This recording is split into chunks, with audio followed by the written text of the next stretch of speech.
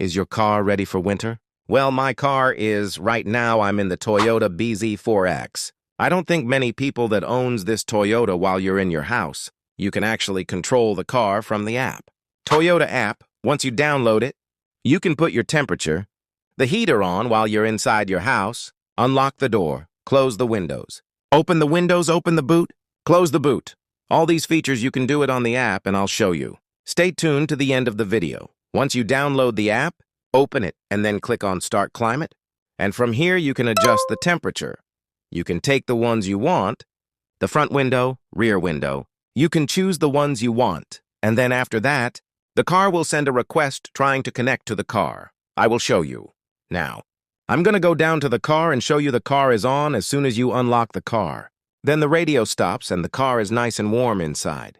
Now and then, the car's already warm, so then you just switch off the steering wheel. Heater, the front seat's nice and warm. So if you guys find this helpful, don't forget to follow.